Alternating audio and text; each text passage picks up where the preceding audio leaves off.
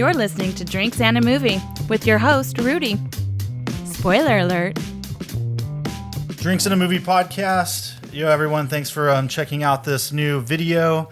I'm joined here by Chris again, and we've got a very special guest from Texas. We've got Shannon Hood, otherwise known as Poorly Educated, amazing whiskey curator.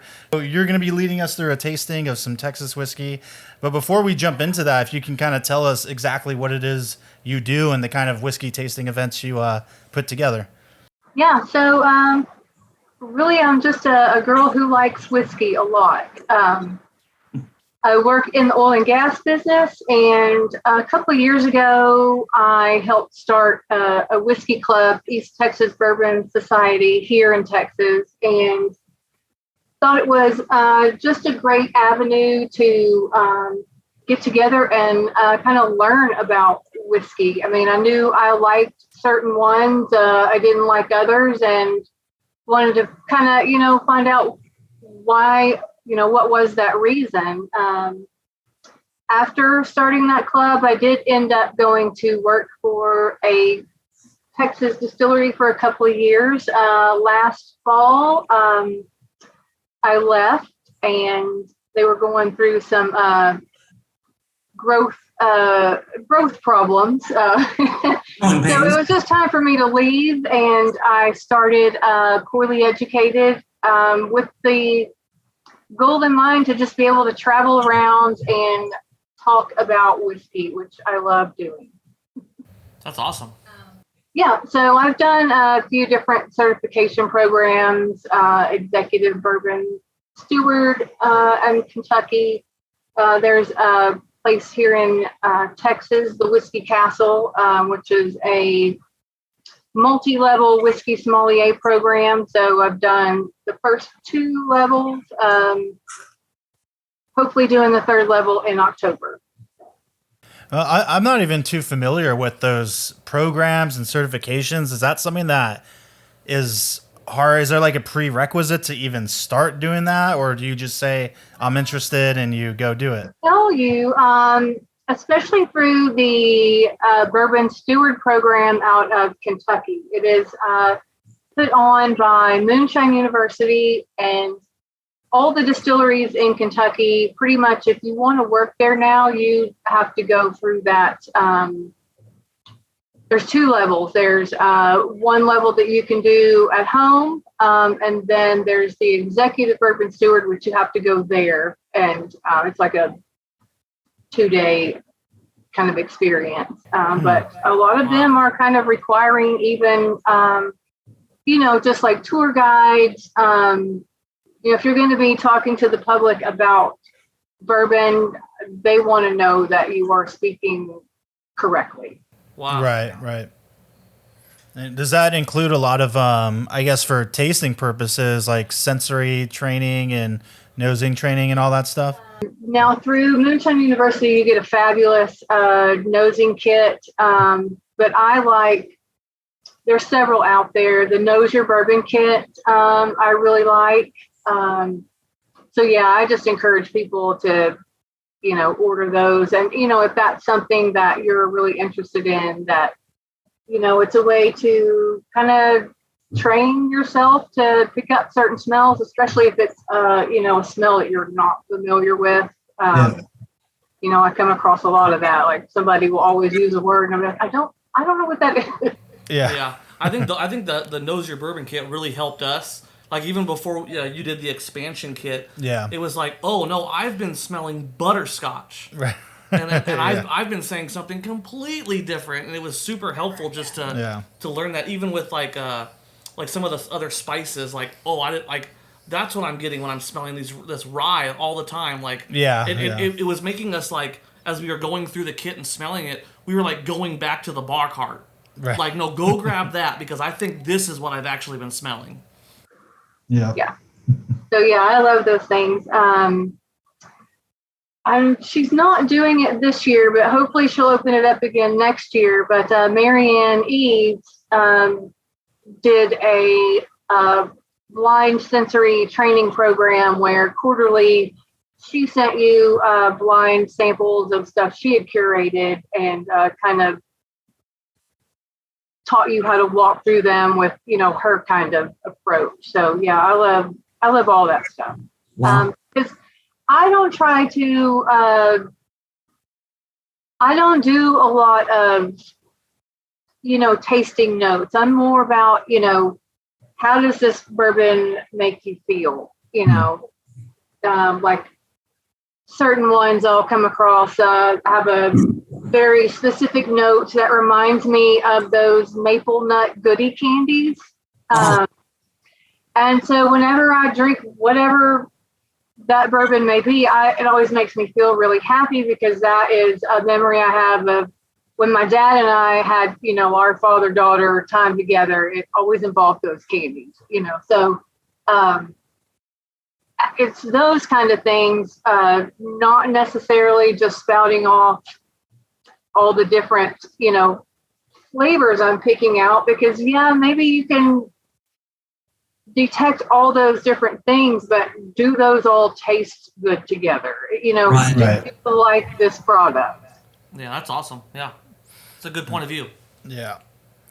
So you were kind enough to send us some samples of Texas whiskey. Can you start kind of walking us through this? Yeah. So this would just kind of be like an example of different tasting events I might do, True Poorly Educated. So I've picked out 1, 2, 3. You actually got 5 samples, right? Yeah. Well, there's an ABC. The last 2 came from one distillery, and when we get to that one, y'all are going to taste those side by side. Yeah, there's what is it? Blue or green ABC D1 D2, and there's red ABCD.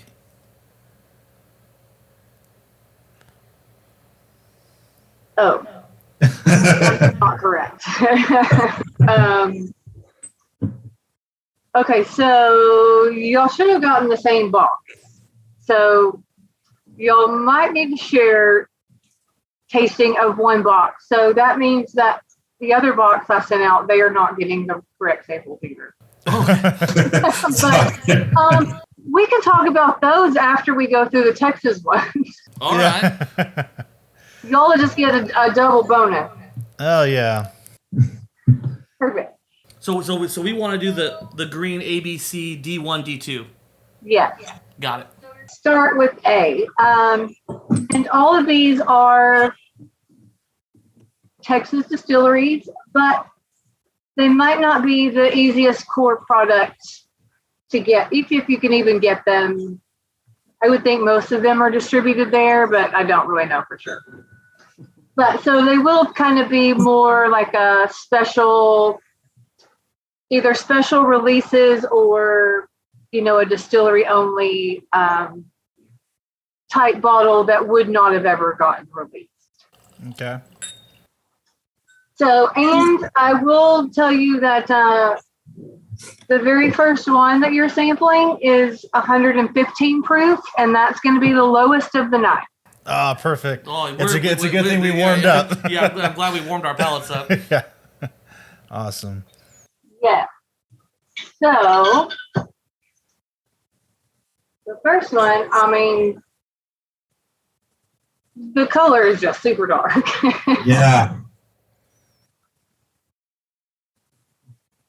And I don't know if y'all just want to kind of, I don't know if you want to say what you get off of it, or if we just want to dive right into it and I can start telling you where it's from. And I think if you walk us through it as we're kind of smelling it, that'd be cool.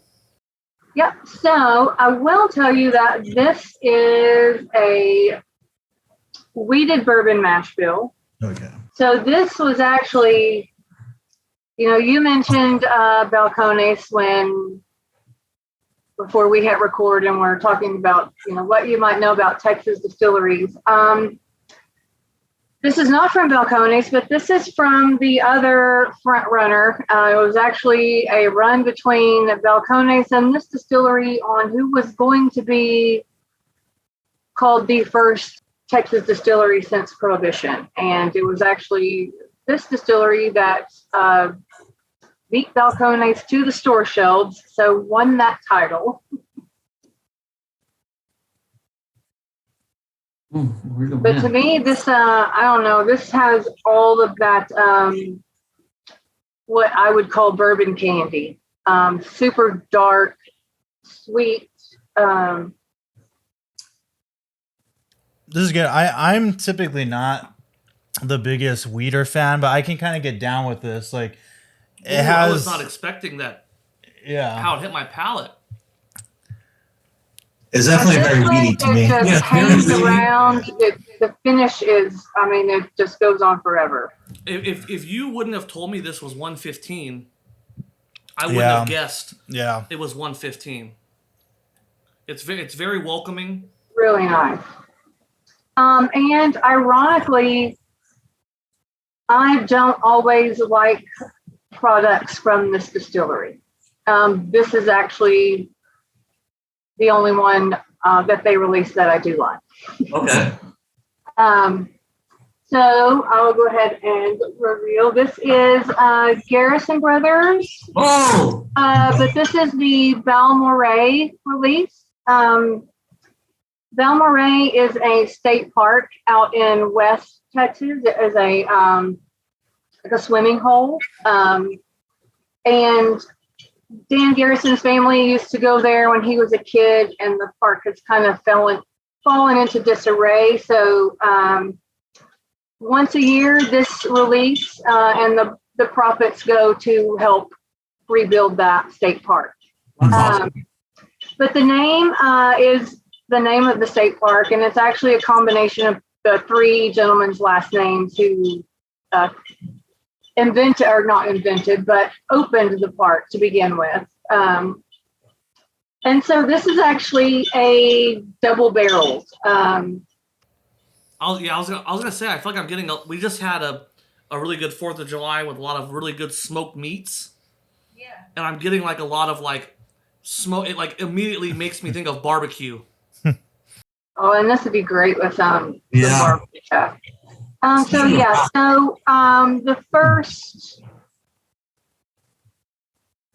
The first 4 years it ages, and then 2 years in a new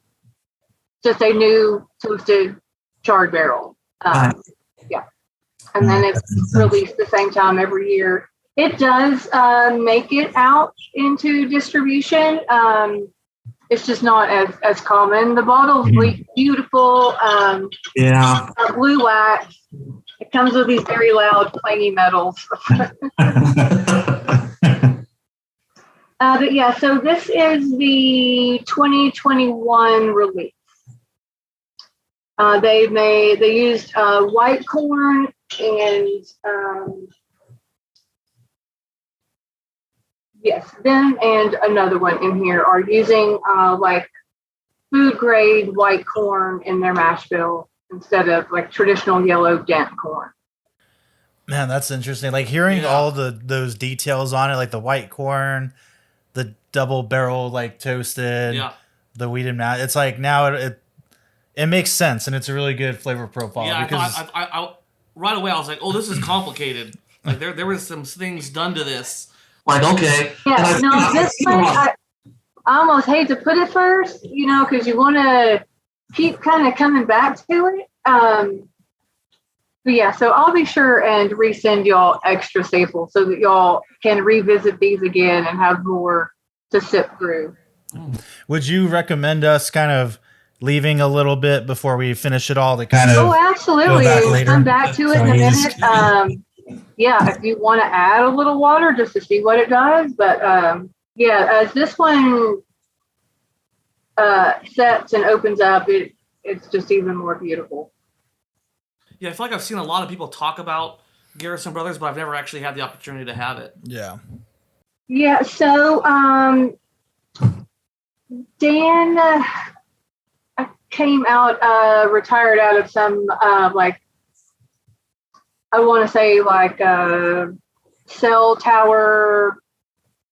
Back in the 80s, people were putting up lots of cell towers, making money off cell towers, and decided to open a distillery. So he spent a lot of time in Kentucky, specifically Maker's Mark. I think he knew he was kind of going for a wheated mash bill, but like went on the tour, like 3 times a day for like a month in a row. And they finally pulled him out of the tour one day and said, "Who are you? Are you like a spy?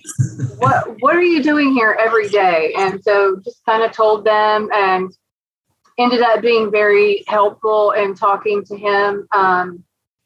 They actually have the first still at the distillery is a small pot still that came from Buffalo Trace, was actually Elmer T. Lee's still.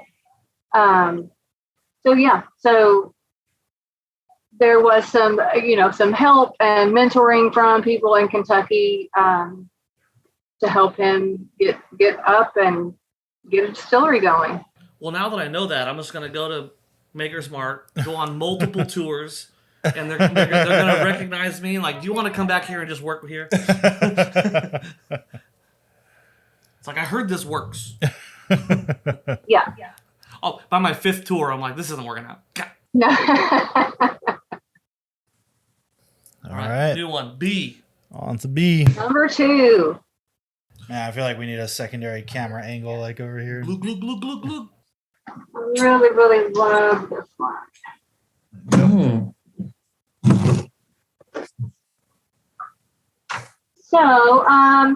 So Garrison Brothers is located in High, Texas, outside of Austin. A lot of the Texas distilleries are kind of concentrated in that central area. We do have a Texas whiskey trail, and it is broken up into different regions. You get the North Texas region, the Hill Country region. There's really nothing west yet. There's a few south, but definitely Gulf Coast, Houston area has a lot also.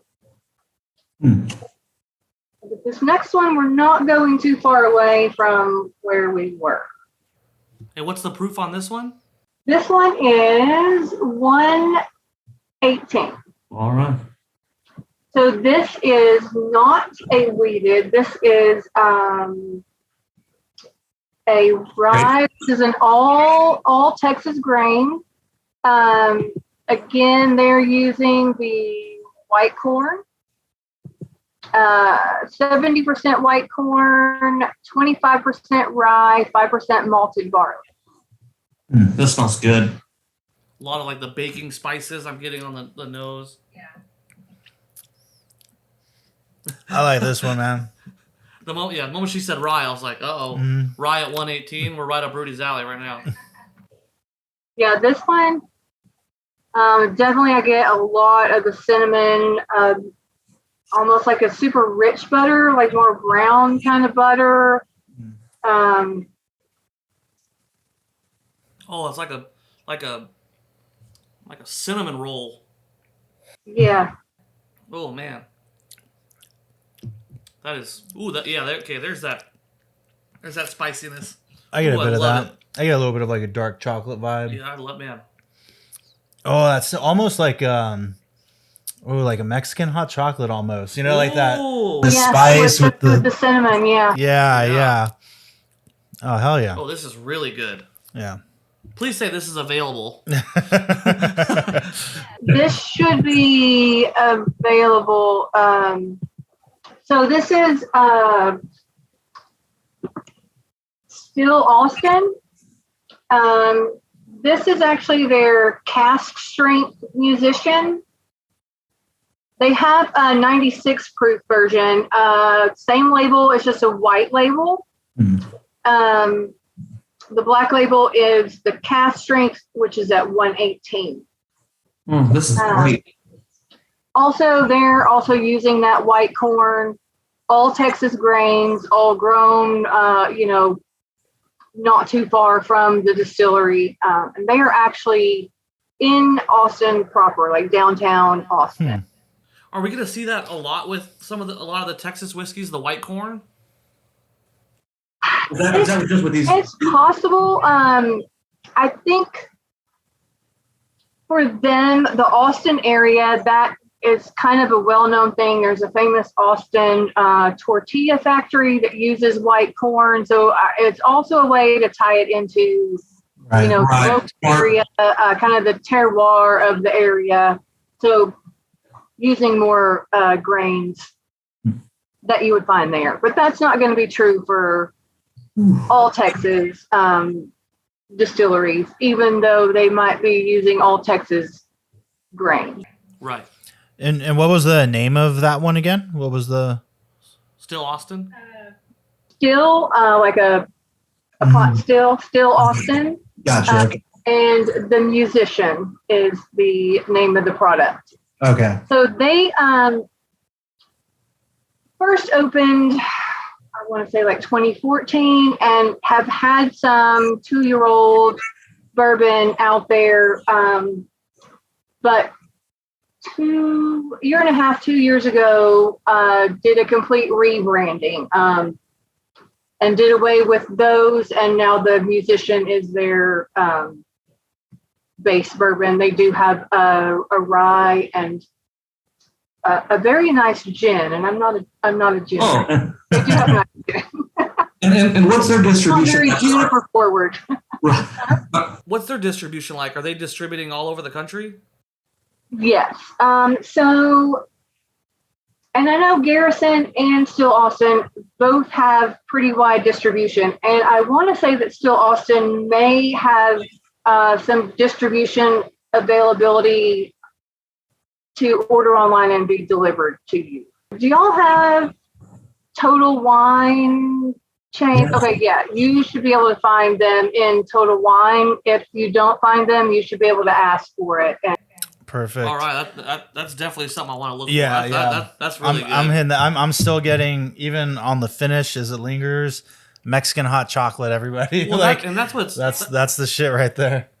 And that's what's weird about this, For people that I get a lot of pushback from that say they don't like Texas whiskey so much, because most of Texas whiskey is going to be more, a small craft distillery. It's pot stilled. It's, we're not looking to replicate Kentucky bourbon. It's delicious and there's plenty of it. So we're going to do something totally independently ourselves, and we're not trying to, reinvent the wheel. Yeah, or just be another bourbon. Yeah. Yeah. But I would say that Still Austin is the most Kentucky-like Texas bourbon. They are not a pot still. They are actually on a 50-foot column still that comes from Forsyth over in Scotland. They named her Nancy after, I think it's Attack of the 50-Foot Woman is an old horror movie, and her name was Nancy. So they named her Nancy. That's awesome. They also have done a lot of work with Nancy Fraley. I don't know if you're familiar with that name. She is very prominent in the whiskey world as having a great nose and a blender. So she will help start up distilleries, come up with a blend or, help them with their product. And she comes from like the brandy cognac background, where as your barrels are aging, you are sometimes adding water to the barrel, sort of proofing down in the barrel. So they do that process there. So that's why it's at 118. About 6 months before they think a barrel's ready, they'll start that slow water reduction. They know the proof they want it to come out at, so they'll just start playing with it, and when it's there is when it gets bottled. So. And are they open to the public? Yes. They have a great little, kind of in a little industrial park in Austin. There's a couple of breweries around, but they have space for live music, food trucks, tours, event space. Yeah. And I'm very excited. They just opened their single barrel program, and I have gotten confirmation that my whiskey club gets a single barrel of musician. So we'll pick that in August, and I'll make sure that y'all get to try that. That's awesome. That's yeah. awesome, man. That's cool. Fresh glass. Dude, I feel like these are getting darker. Yeah. So, what's your thoughts on the first two? Do you have one you like over? I love B. Yeah, so far definitely B. I did like A. Like I said, I'm not particularly into weeders, but that one I think was really good right off the bat. B is for sure. Like I'm gonna go to Total Wine tomorrow and look for it. that like immediately that one was like, where is this at? Is this something that's available to us? Because that's something that that was really good.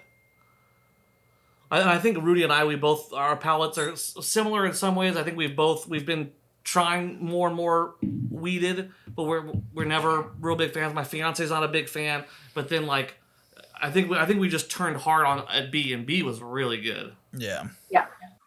For me, of those first two, B would be one that I would sit and sip at any time. A to me is I don't know, end of the night, it's a richer, more dessertier kind of thing that I want to sit and kind of hang on to that one for a while. Yeah, I'd be interested in having that on a rock and seeing how that kind of opens up with the ice. Yeah. All right. So, yeah. I can't stop looking at D2 though. Woo. Man, oh yeah. Those are so interesting. All right, so we are on C. Letter C. Okay, so the first one was High Texas. Then we went to Austin. Kind of keeping you in the same region. We're not going very far. Another small town called Blanco, Texas. Is where this distillery is located. And there's actually 3 of them there, very close to each other. And if you're a member of the Texas Whiskey Trail and you complete all 3 of those in one visit, that's the Texas hat trick. Yeah, if you're into hockey and knowing what that means. You have to do that sometime. You're going to be spitting all day. I don't know if I'd make it. And what's the proof on this one? This one is 120. 120. This is incredibly easy for 120 proof. So I just took my sip. Super, super easy and soft for 120.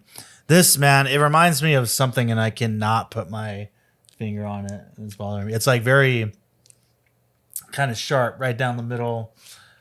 I almost want to say it reminds me of like a cast strength Irish whiskey, but that's not quite right. Okay. You know what I mean? But like somewhere it's reminiscent of that, but I know that's not exactly it. There's something specific it reminds me of. It tastes like something we've had recently. Right. Number one, it's really good. I feel like what we on the next one, the D1 and D2, I'm not going to ask what the proof is anymore because like 120, like my goodness, for 120, this is great. You know what? This reminds me of a it reminds me of a Sierra Norte whiskey. Maybe like the black corn or something like that. It reminds me of one of those, I think. Okay. Like the nose has that, and going in for the second sip, like it's a lot more bourbony for sure. Yeah, it is. Yeah. But it definitely, it's one of those 4 expressions: Sierra Norte, white, yellow, black, or purple. I think it reminds me of the black, maybe. Yeah, this feels much more bourbony than B. We're on C, right? Yeah. Yes. Yeah. This is good. So this is this is 70% corn, 22% malted rye.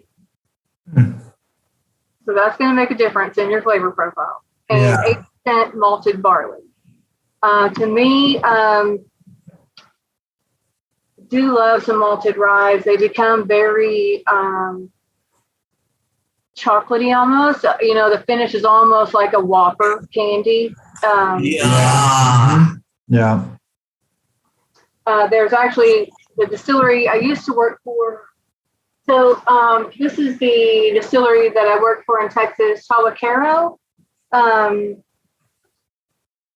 You might actually find them in California. I think we have some California distribution. But our rye was a malted rye. And at the time, there was probably only about 10 malted rye whiskeys on the market worldwide. Now you're starting to see a lot more people play around with a malted rye. Right. Yeah, I was going to say I don't see the malted rye very much. This is good. And so this one that you're sipping on is actually, it was a limited edition single barrel release from the distillery. So unless you were, it doesn't say how many bottles. There was 200 something bottles. Unless you went there and got it, you didn't get this. This is Milam and Green, Blanco, Texas. So this is an all female owned distillery. Marcia Milam. In Texas history, there was a man named Ben Milam, prominent throughout kind of Texas history. So she's from that family. Heather Green, from New York, was a singer and whiskey sommelier. She spent a lot of time in Scotland, was actually one of the first women from the U.S., not from Scotland, put on the Scotch Whiskey Board. So she's a fabulous, her background is more blending. So that's what they really try to showcase with most of their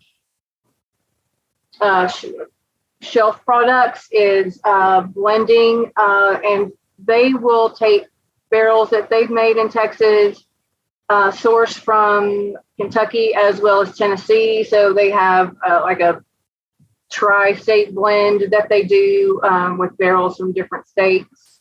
They also go and they distill at their distillery on a pot still, but they also go to Bardstown Bourbon Company in Bardstown, Kentucky, and contract distill there also.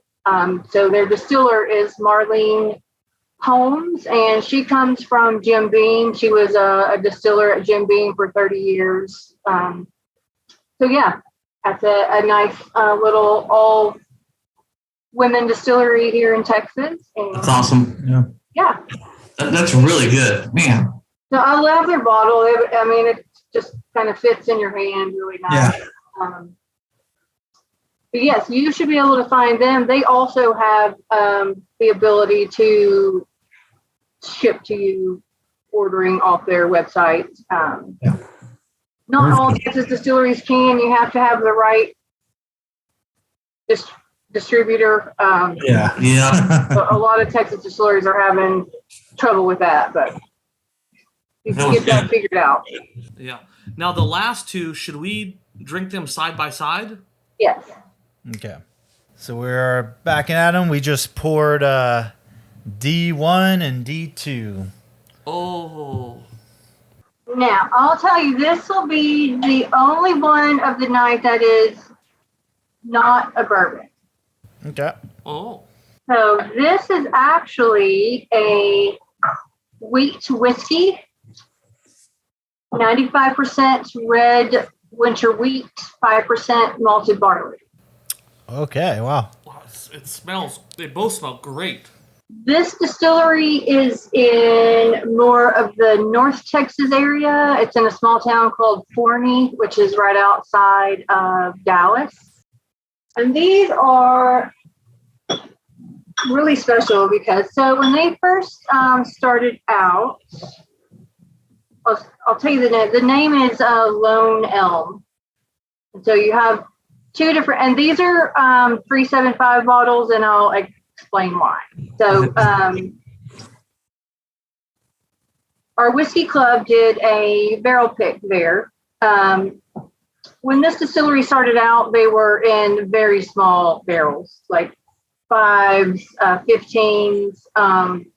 Then they started adding 30 gallons and 53-gallon barrels. And so when we went to do our barrel pick, some of the last 15-gallon barrels that they had, they were never going to use 15-gallon barrels again. And their 15-gallon barrels are 5 years old, and that was just insane, that there's any juice left in these barrels at all. So we had tried 2 of these smaller barrels and really kind of fell in love with both of them.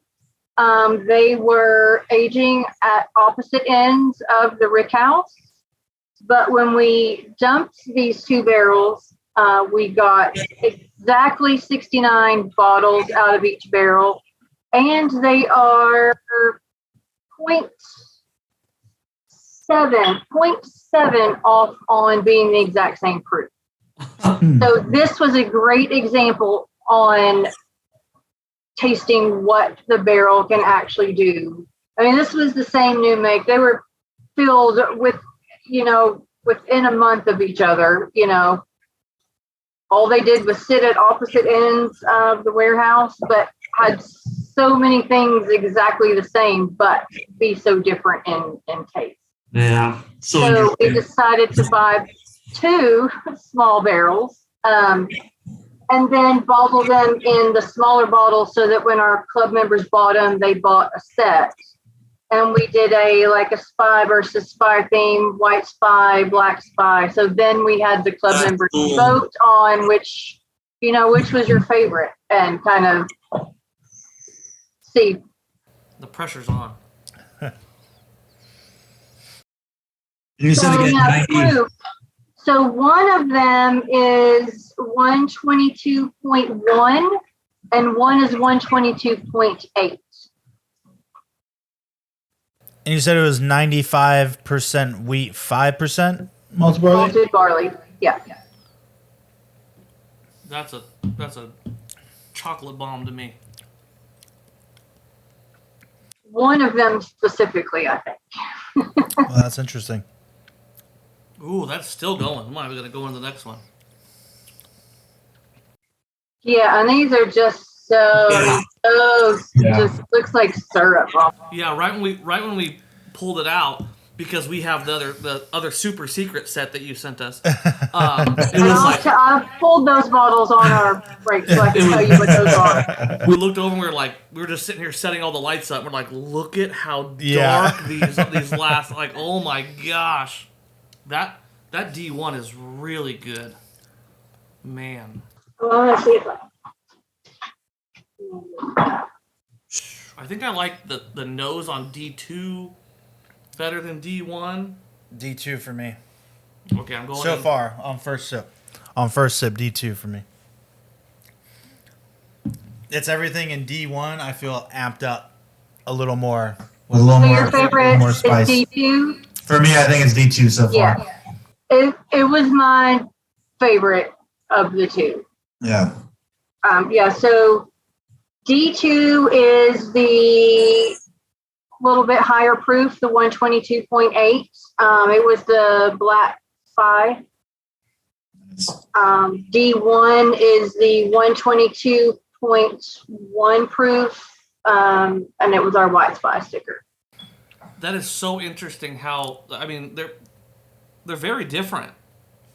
Yeah. But just and how all that is, it just shows you, it's a great showcase in single barrels, and why, if you think that you should just, take Blanton's, for instance, that you should just love it, because you had one time that you really liked, when in fact it's a single barrel, and they don't, they try to keep the same profile, but that is the beauty of a single barrel, and that it is just, individual as, we are. Yeah. I feel like I really like D1. Now it's more like butterscotchy to me. I don't know. D2 is, man. Yeah, D1, it's just smells like liquefied butter scotch. Yes. D2, it's just a little deeper. It is more of the chocolatey. Yeah. It's like a Snickers bar. Yeah, I feel like D2 just has, for me, more depth. Like there's more spice and kick and chocolate and finish, and just has a little more all around for me. No, D2.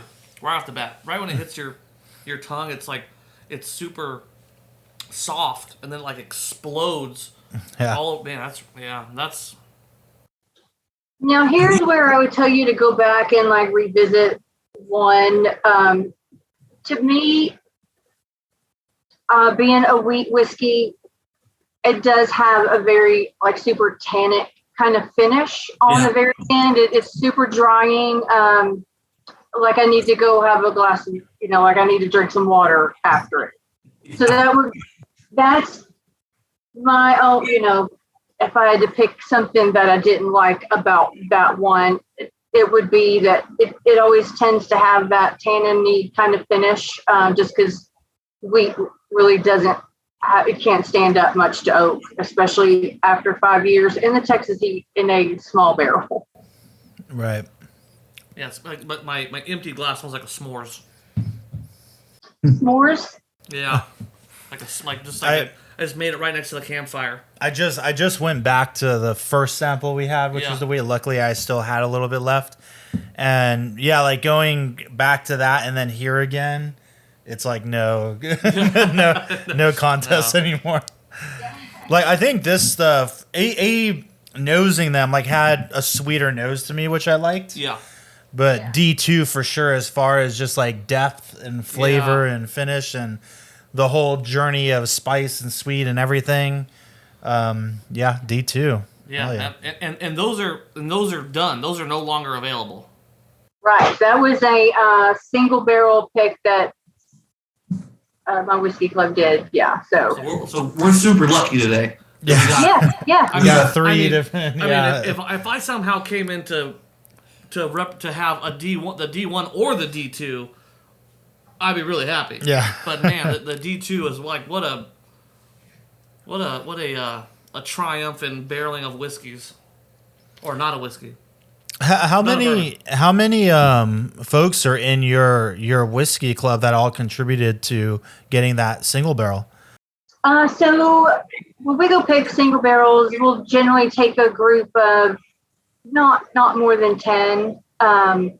So we have 3 different city chapters of Longview, Texas, Tyler, Texas, and Nacogdoches.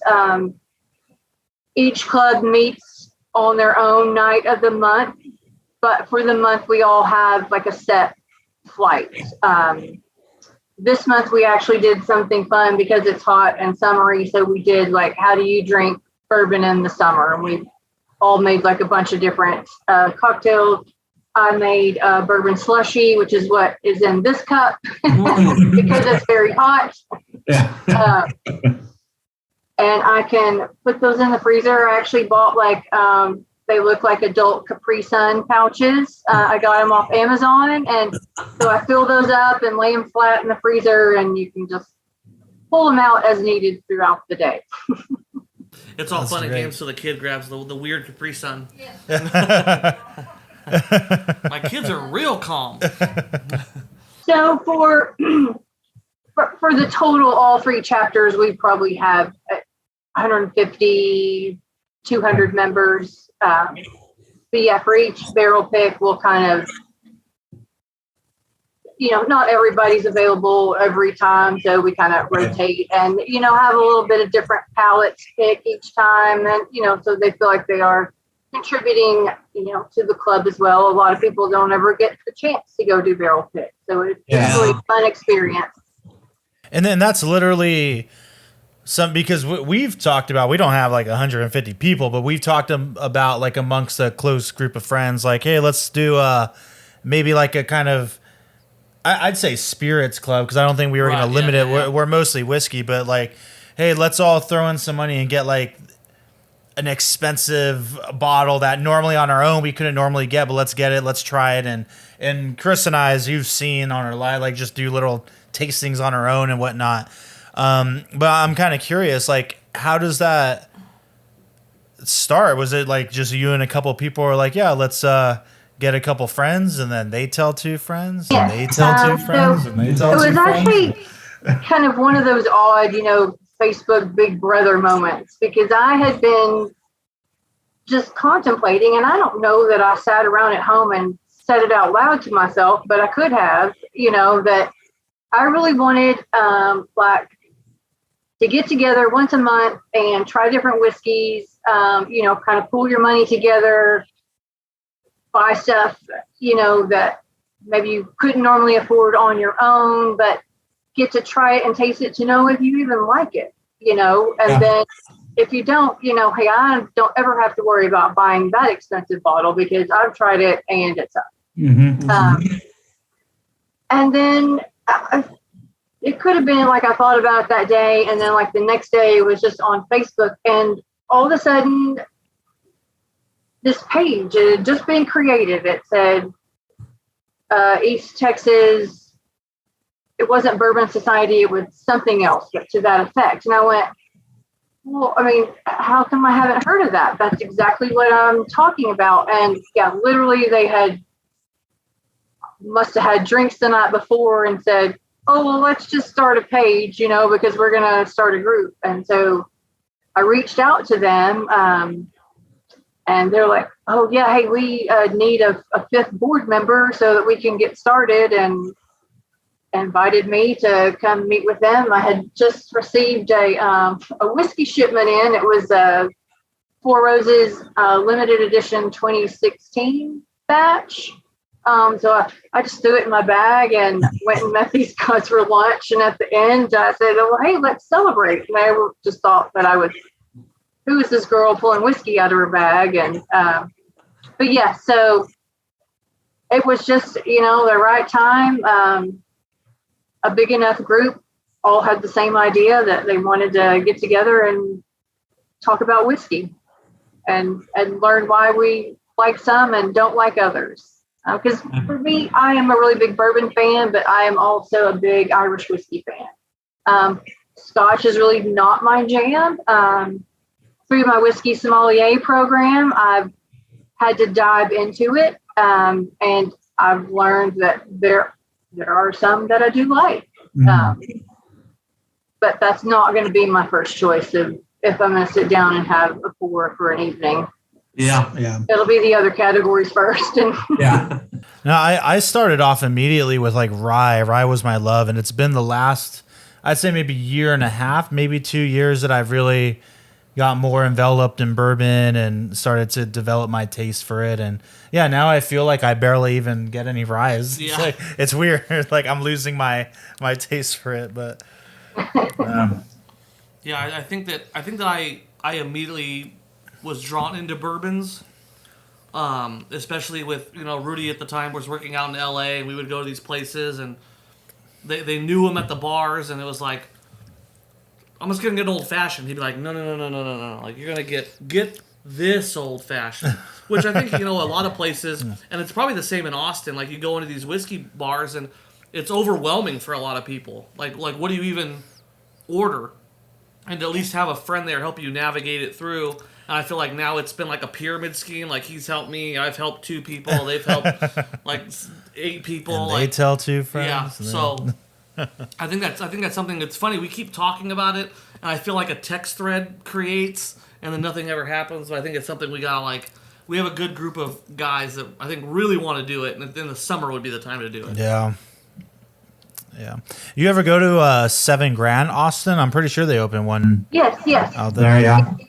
I love it. And right next door to it, they have the Mezcal Bar, Las Perlas. Into Mezcal. I love Mezcal. Yeah, I didn't know they had a Las Perlas there too. Yeah, there's also one in downtown, and it's like the same owner as 7 Grand. And I've been trying to go to the because every Wednesday I've realized that they do mezcal tastings, and I've been getting more like I like certain tequilas, and I've introduced Chris and other people to tequilas that are always like, no, I can't do that. I'm like, no, you can. You just got to have the right one. That was definitely me. Yeah, and I'm definitely developing a major taste for mezcal, so I've been trying to go to more of those tastings as well. That's why when we talk about the club, it's like I don't want it to just be like bourbon. Yeah. Like let's call it the Spirits Club, because I want to explore like even more rum, mezcal, tequila. Still not a gin person or vodka quite, but we might get there. I mean, not vodka. Gin, we might get there.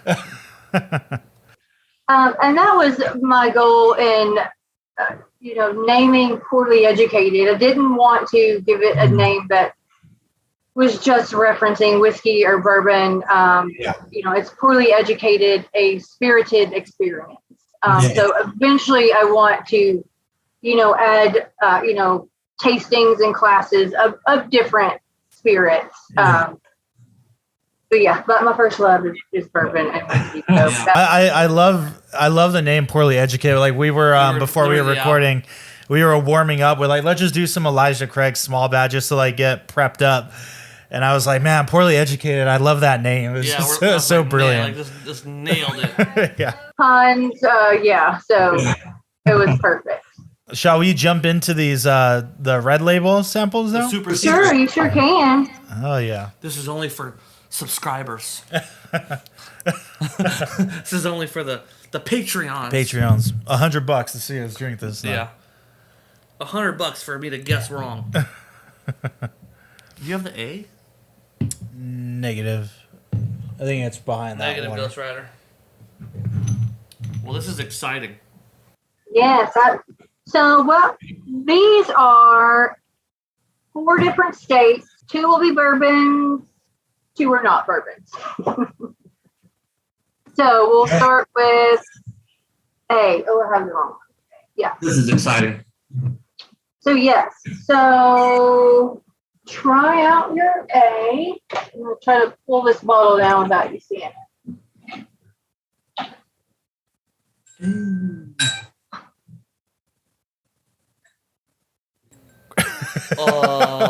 What? We got a problem. I think. What happened? There's like a. It's the plastic. The inside of the cap there we go. in it, and so he's slowly drinking. It's like, oh, we're trying maple syrup. Oh, that was shit. perfect. That's how you know we're like kind of getting to a certain place. That was great. So, and I will say, audience, this is quite a bit lighter in color too, if you can see to the other ones we had. Oh, this smells like warm bread. What is this? Oh my goodness! A little bit, huh? I'm getting like when you take White Dog and you put it in your hands that thing. And get like that, and get that like cooked. Oh my! It's like buttered bread. So this is a single malt. This is from Westward in Portland, Oregon. Actually, the one I have is I'm a member of their whiskey club, and so quarterly I'll get stuff shipped to me. So this was a single barrel selection for the whiskey club, but it showcased grains from one part of Oregon and the lowest part of Oregon and the highest part of Oregon, and distilled and blended. So yeah, it was just a special release from Westward Whiskey. So yeah, they are single malt, so more like a Scotch, but not Scotch. And they all come from more of like the beer brewing background. So that's what kind of yeast they will use. Westward is available all over. If you're really a big fan of them, their whiskey club has recently changed. You used to have to live in Oregon. Now you can live wherever and they'll ship it to you. So. Yeah, I actually last week I went to at 7 Grand downtown LA. The Whiskey Society did a Westward tasting. It was the one, you weren't able to go, but yeah, I the single malts is usually where I kind of struggle. Like I just don't. It's not my. Like scotches. It's not quite my thing. There's some I can vibe with, but I will say, the Westward Expressions we tried, and I'm pretty sure from what you described, this is one of the ones that we had that night. Their stuff is good, man. Like I can get down with Westward, and you should try it too. Okay. Like if you see it at $7,000, yeah. Yeah, and I know that Reserve Bar is actually, Lee was talking to us, Lee and Brian, about how they did a single barrel pick that's coming soon. That was like I think some kind of IPA cask finish or something along those lines. So another one of my favorites is one that was finished in a scout cask. Yeah, dude, everyone. So at the tasting, they did that one. That was the one I was not about. But I don't like stouts. Like I love beer. Stouts I don't get down with, but everyone in that room was all about the stout cask finish. Dude, and it was pretty good. It was like a chocolate banana milkshake. This is a super interesting smell. I love where this has turned to like literally like we're out of our wheelhouse. Like I wouldn't even say wheelhouse. I'm sorry. We're out of the things we normally drink. And you said that of these 4 that we're doing right now, 2 of them are bourbon, 2 are not. 2 bourbons, 2 are not. Okay. So that's obviously one of the ones that was not. Yeah. Wow. This has to be an incredibly low proof. Yes, it is like 90. It's 90 proof. Yeah, well, I mean, compared to what we did, I mean, it's very, very. Especially after all that you've drank, I imagine that if the finish is not hanging around. Not long. Yeah, not after D2. I mean, it kind of is for me. It's like I almost feel like I have a tobacco kind of flavor lingering for me right now.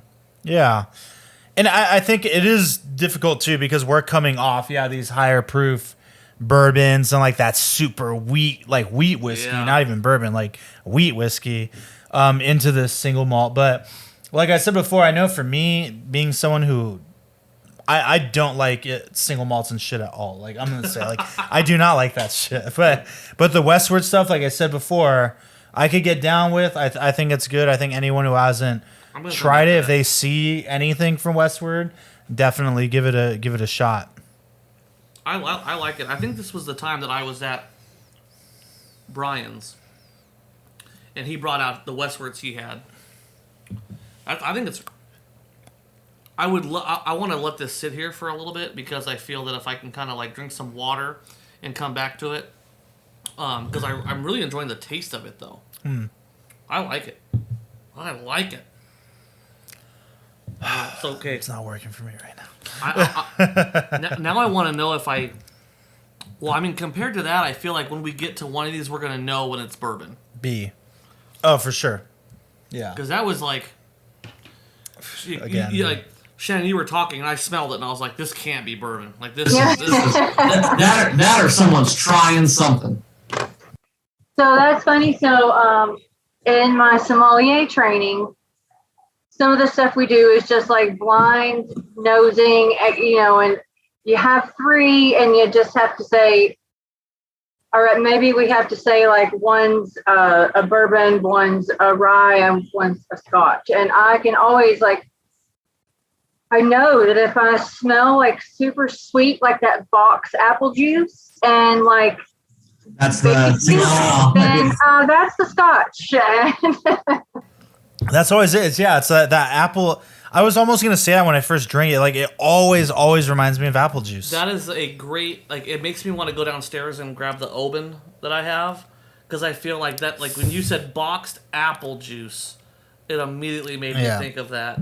And Oban 14 is one of the few scotches I can get down with. Like that was one that. Oh, this is bourbon. When I tried it, I was like, okay, like this is a good mix of everything, you know. I like the one I have. This smells great. We're on B. Did you say this was a bourbon? He sure did. He did? Yep.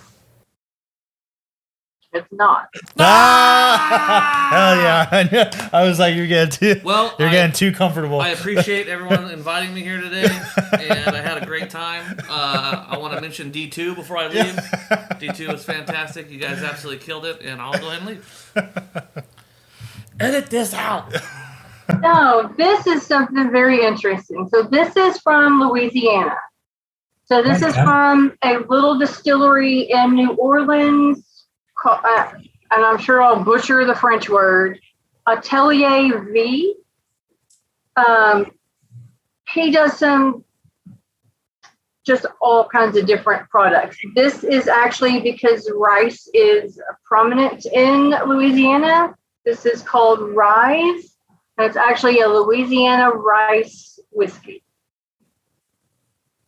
This is 100 proof. It is actually a bottled and bond product. So it is 4 years old, 100 proof.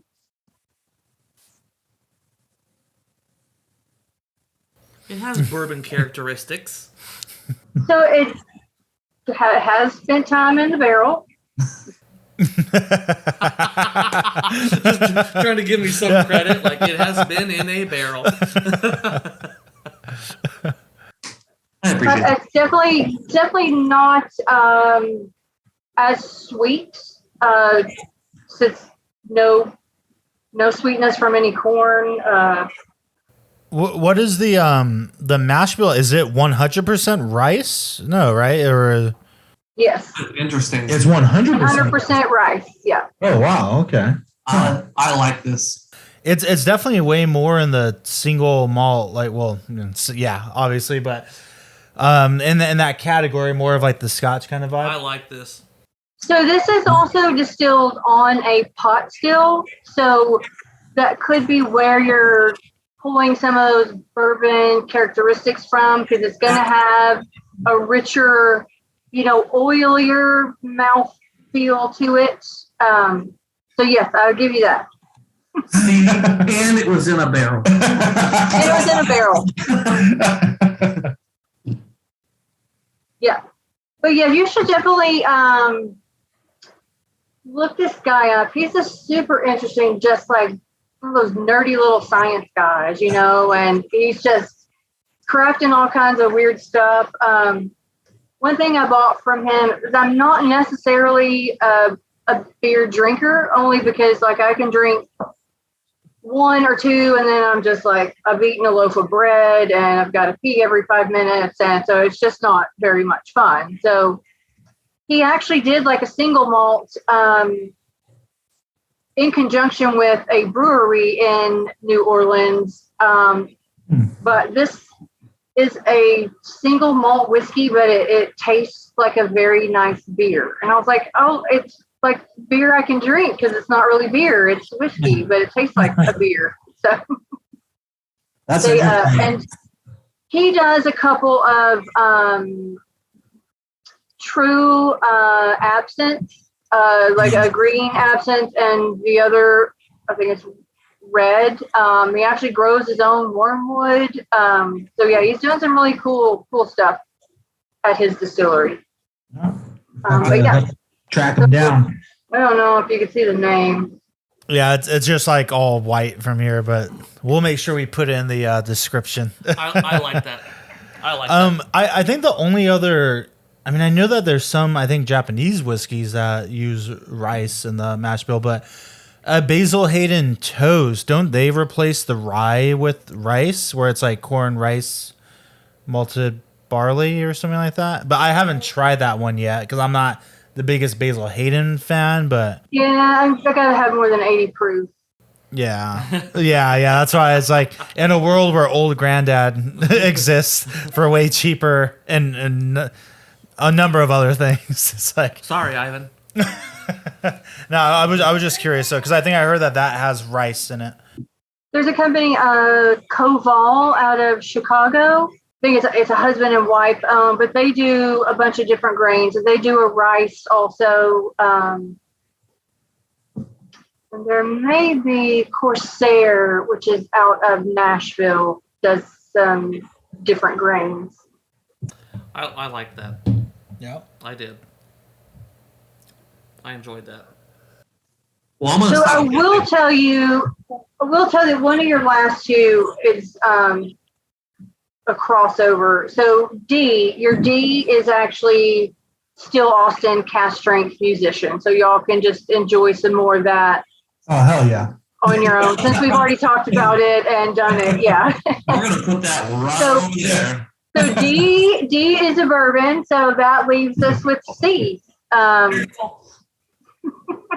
Sorry, it's all of these. We're gonna put that D over there because I love that one. Yeah, I said 4 states. So we had Oregon, Louisiana. D is Texas. So that leaves us with C. So this is a single barrel selection from a distillery in the mysterious state. I love this distillery. A good friend of mine is actually the single barrel pick manager of this distillery. And at this distillery, when they taste through and pick single barrels that they're going to sell at the distillery, they name them after their tasting notes. So like, just say, for instance, they named one an old fashioned. People will ask them, like, is it flavored? And they're like, no, that's just, the taste profile we get when we taste it. So sometimes they've got some really creative names. I had a rye from there that they named the Wolf of Rye Street. Like, it was the most offensive, slap you in your face rye, but I got to find that just for the sake of pairing it with the movie. The movie, yeah. So, you want to guess a state or? I mean, I've been really bad with my guesses. I couldn't guess the what state. What side of the Mississippi? So this is from where most people think bourbon should come from. Okay, so it's in Kentucky. That's from Kentucky. Proof, you're at 112.8. Wow. Are we gonna know this distillery, or is this something we're gonna be like, oh? You should probably know it. Well, that's 112.8. Man, I didn't get that at all. Peerless? Man, I haven't had any. Okay. Okay, so this is Peerless single barrel bourbon. Before I tell you its name, I just want to see if, are there... For me, I mean, I've already gone in twice on it. It's compared to everything else we've had so far, it's a little muted. Like, I'm kind of surprised. I think you said it was 112 something proof. Very surprising. I would not have. I thought this was still like 96 or 100 or. It's getting me. It's getting me in the side of my tongue. I'm getting a little rye from it. Getting some spiciness from it for me. Oh, rye. Yeah, I think that they are a higher rye mash bill. I got something right. No, she said they're not a higher rye mash bill. I think they are a higher. Oh, sorry. Okay, I heard it wrong. I want you to go back and like zoom in, like. I'm zooming everywhere right now. Like this. I'm gonna do a bunch of keyframes. Yeah, I mean, I think it's okay compared to the to everything else. Though for me, it's not quite hitting. I like it. It's very rye forward for me. So this one they named ginger whiskey sour. So think of like a whiskey sour cocktail, maybe a little citrusy. I definitely get like the candied ginger, which I think is funny because my friend John that works there is a ginger. And so when I posted about it, I was like, oh, my new favorite ginger. And no, it's not John. It's this. That explains that like hot red label right there. Yeah. I like it. Toasted ginger and citrus. Hmm. One of my favorite products from them is their the double oak that they do.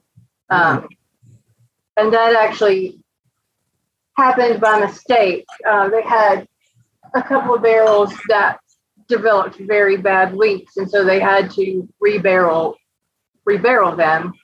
So it became an experiment. It turned out so well that now it is going to be a permanent yearly release. A great mistake. These were really great. I especially, I think it seems like the second flight, since it wasn't quite supposed to play out this way, maybe had a little unfairness because we were already burning through like 115, 120 proof I stuff. Started y'all on the fake flight. But it's all good though. I'm so thankful that we had like a 2 for here. Yeah. But if you don't mind me asking, who were these supposed to go to? So they're supposed to go to a lady named Morgan. She is in Detroit. She'll get her samples tomorrow, and we're gonna do. She doesn't really have a podcast. Her handle is Female Whiskey Society, but she does a lot of barrel picks also. But she'll have fun. She doesn't know what she was supposed to be getting. So it doesn't matter. She's going to be real happy. Still going to be surprised. Yeah. And I can tell her, hey, now I can send you another box with the ones you're supposed to get. She's like, I don't know what D2 is, but I need it. She's like, that's not the one I'm supposed to send. I know you had mentioned to us, because you hopped on to one of the random, like I think the second live stream we just kind of did, because we like to drink stuff together, and we've lately been like, oh, let's just go live while we do it. Let's see what happens. And when you jumped on, you were talking about how one of the tastings that you were curating was a Blanton. I think it was, you think you like Blanton's kind of tasting, which I imagine is a repertoire of high rye bourbons. And I'm curious, like, if that happened already, how did that play out? And if you wouldn't mind sharing what those other bourbons were. Yeah, so I do that event a lot, many times. Like I've hosted it like publicly once, but now when I do private events and I tell people about that, a lot of people want to do that particular tasting. And I wouldn't say that necessarily every time it's always the same ones in the flight.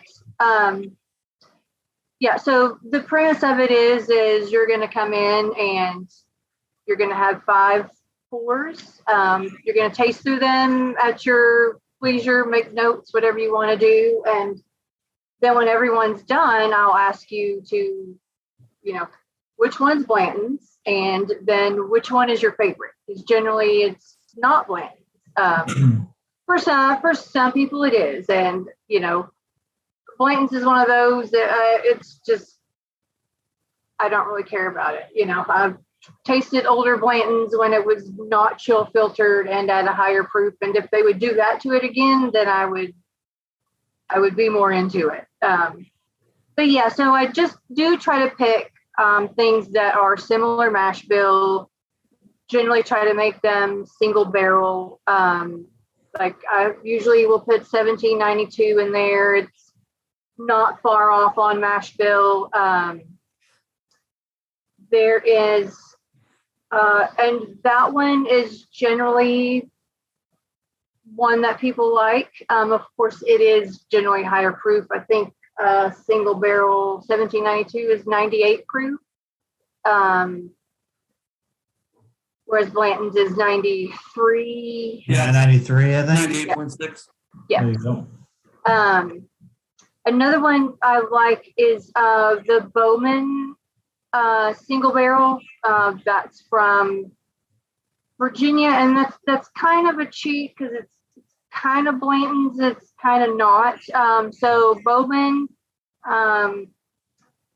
is a blend of Buffalo Trace Mash Bill number 1 and Mash Bill number 2. It is distilled 2 times at Buffalo Trace, and then it is put in tankers or totes and sent to Virginia at the distillery in Virginia, which is also owned by Sazerac. So they distill it a third time on a pot still, and then it is barreled and aged in Virginia. So technically it's still a Virginia bourbon. But that is, and it's a higher proof. I like to say like that is like what Blanton's wants to grow up to be, to taste like. So that one is generally a favorite. I have had some in there where, another one that I generally always put in there is Waffins. If I could find the bottle, I would show it to you. It's in like a square bottle, kind of looks like an Elmer T. Lee bottle almost, but Wathens, very similar mash bill, single barrel, exact same proof, or it's 94 proof. But yeah, and so generally when I'm putting them in that lineup, if I'm lining it up by proof, Blanton's would always have to be first. And I don't like to do that because generally that first place in a tasting, it's kind of a disadvantage. Nobody ever really likes number one. So I don't ever really want to put it at a disadvantage and start there. So I've done some weird stuff where I've thrown in like early times 100 proof as number one, just to kind of, throw people off completely. Yeah, early times is that same mash bill, right? Or is it Benchmark or? Benchmark is that same mash bill. Gotcha. Yeah. Yeah. That stuff's so interesting to me with that. Like even because what that mash bill number 2 is also the Elmer T. Lee, I think. Which, yeah, it's like the only thing you can really find is Benchmark. Everything right. else is kind of like Rock Hill Farms, and I like that one because it's 100 proof and a single barrel. Yeah.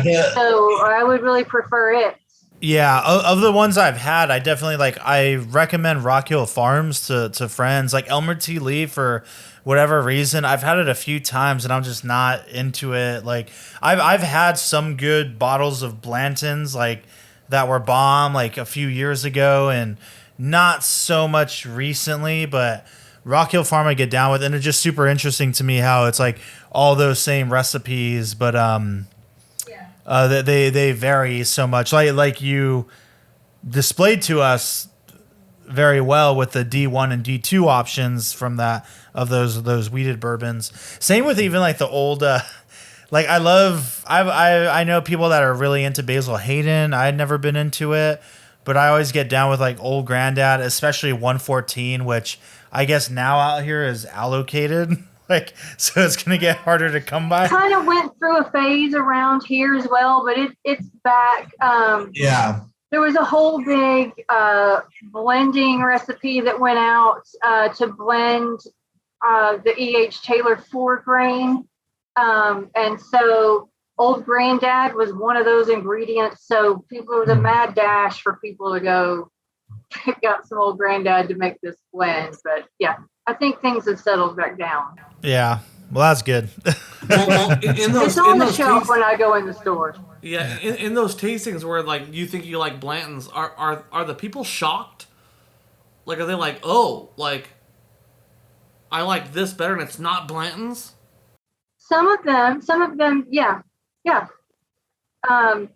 And sometimes a lot of them are maybe people with not necessarily a big whiskey knowledge background. They just know it. They've heard it. They've heard their rich neighbor down the street who has tons of bottles of it, say that it's the best thing ever. And so they just need to repeat that it's the best thing ever. And then they're surprised when it's not. Yeah. But yeah,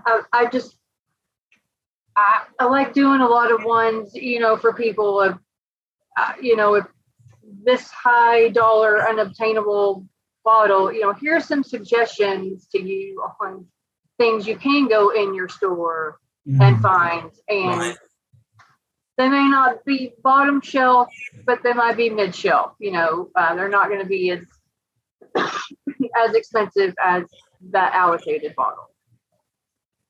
Or also tell people, don't worry about the allocated bottles. Look for the single barrels.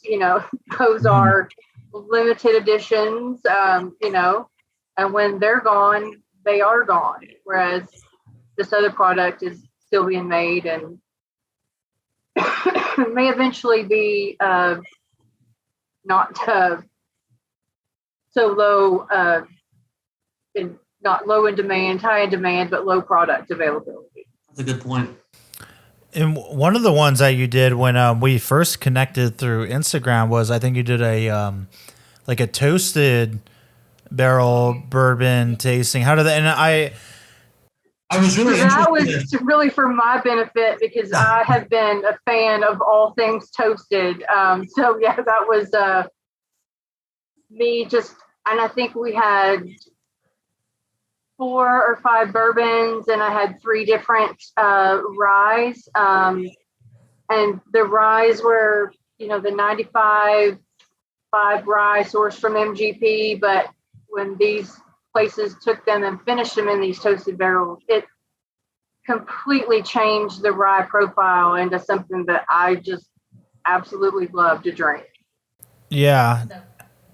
Yeah, no, I was really interested in that, and you even had some bottles in your lineup that I wasn't really familiar with, and I'll probably have to go back and look through what you did and try to get them. But there were a couple.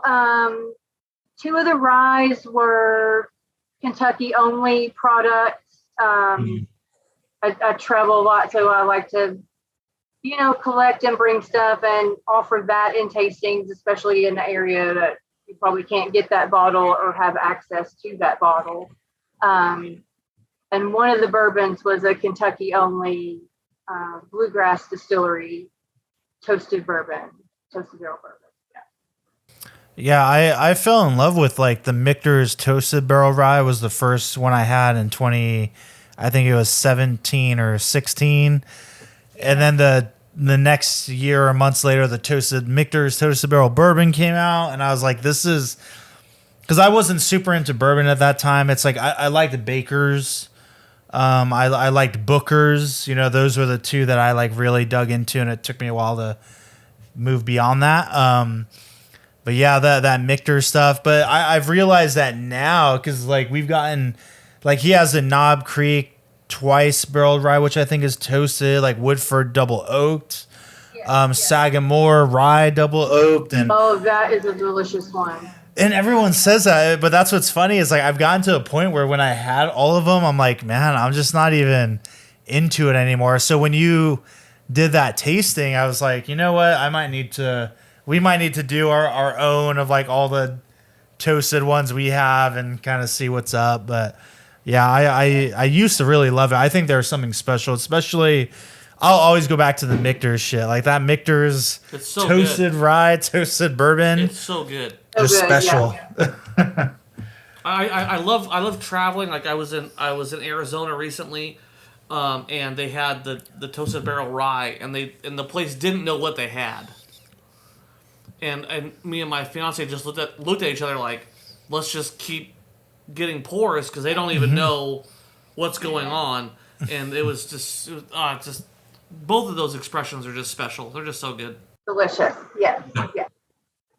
But yeah, so I mean, I love to travel, or I do these kinds of things over Zoom all the time. So if you ever have a group that you want to do test yourself, see if y'all can do a Blanton's blind. I don't need an excuse to travel, but I definitely think we'd get a group of people together. Yeah, that would want to do something. Mm-hmm. Yeah, we could even do it Blanton's or do it online, do it in person, whatever. So we all just need to come to Austin. Yeah, we got to go to Austin and hit up all these distilleries. Yeah. So y'all come to Austin. That is where the Whiskey Castle is. And since I'm officially a sommelier, I can take y'all to the tower room and just let y'all drink through what is available at the Whiskey Castle. How much is the flight to Austin? 'Cause I just deposited my paycheck. I mean, today. on my Southwest points, it's free. Yeah, so if y'all are planning an Austin trip, you definitely have to let me know so that we can plan that. But yeah. Well, what's the best time weather-wise to come to Austin? Oh, not now. Not now. We're all melting here. So yeah. Well, spring and fall's always good. Yeah. We're usually okay in the winter. Just, our snowmageddon of 2021 was a fluke. But, Yeah. September 1st. Dang. Well, that's I think we'll wrap it up here. Shannon, it was so great having you on here. I'm glad we connected. Yeah, we're like super stoked to open that one up again. Yeah. Like tomorrow, I'm hunting for that one. But yeah, I mean, thank you so much for joining us and talking with us. And I think sending us this stuff that kind of just like really educated us on not only Texas but all over the place. Like, I feel like we've seen some of these bottles or seen people talk about them, and like I don't really know about them, so I'm not gonna jump into it. And I think that now we know, like, oh, these are bottles that if we see, we have to grab. Yes. Well, I love introducing people to new stuff and just sharing knowledge and stories of the distilleries and their products, and it's just a lot of fun. Yeah, awesome.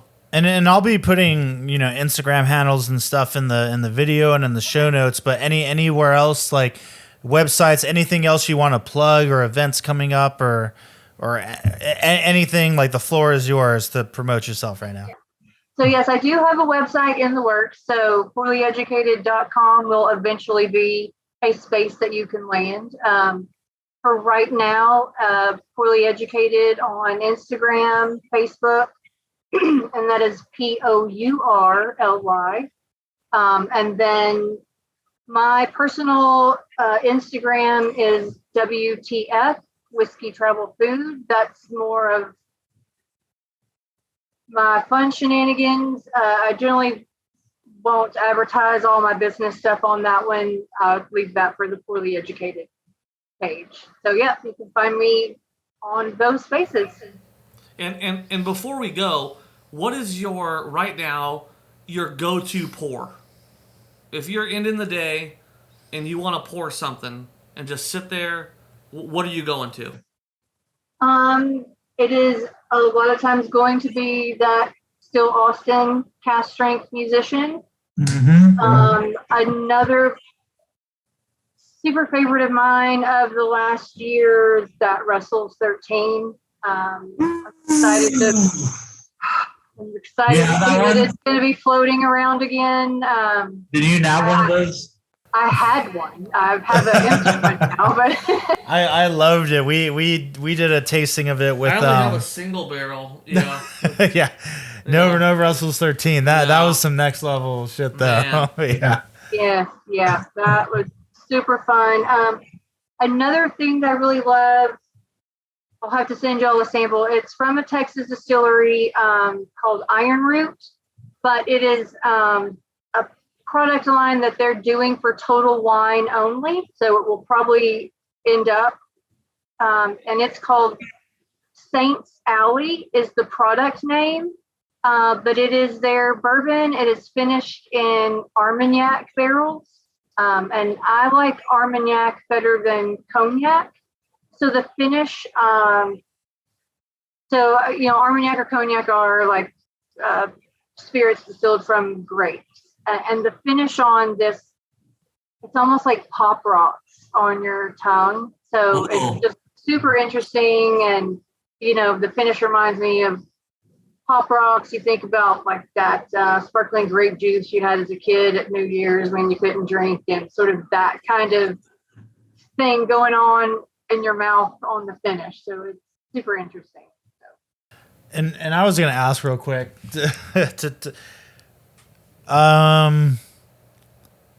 a few like top 3 or top 1 favorite movie right off the bat. Like,